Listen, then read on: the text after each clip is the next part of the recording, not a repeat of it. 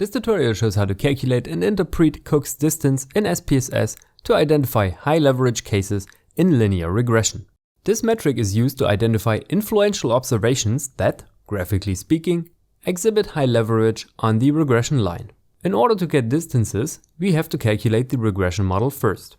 Go through Analyze, Regression, Linear. The model is defined with a dependent and at least one independent variable. Then click the Save button and select Cooks under Distances on the left. That's all we need and the model is now calculated. We are not interested in the results except for the residual statistics displayed below. More precisely, the line Cook's distance. We can see a maximum of 0.472. Since a higher value means a higher leverage, which potentially levers the regression line towards it, this needs to be investigated further.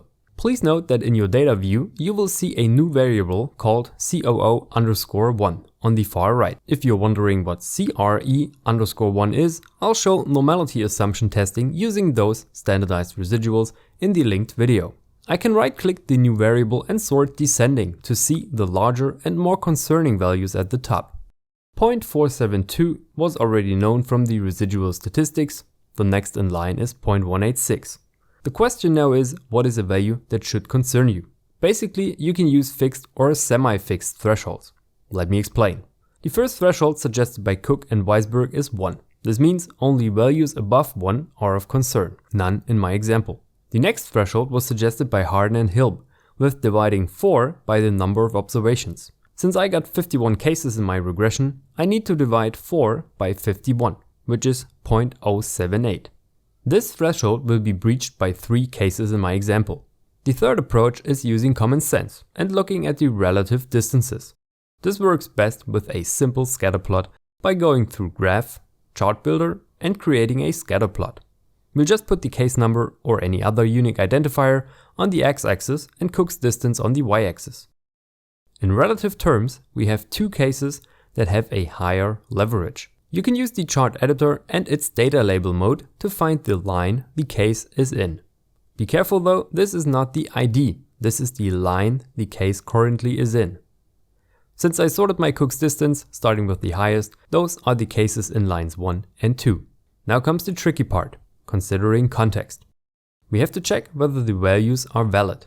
In my example, I have used IQ to explain income. Case number 1 and number 2 have a very high income for this sample and also a very high IQ.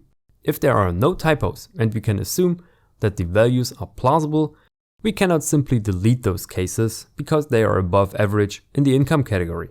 Technically, if you have somebody earning 10,000 a month, the Cook's distance will be even larger. Does that justify excluding this case?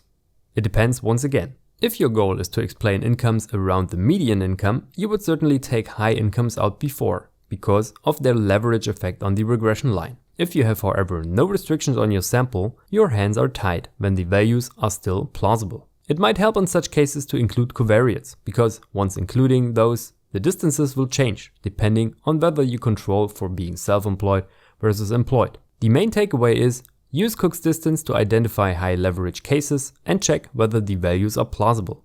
If they are, you're stuck with them. Reviewers don't take kind on deleting cases because they don't fit your narrative.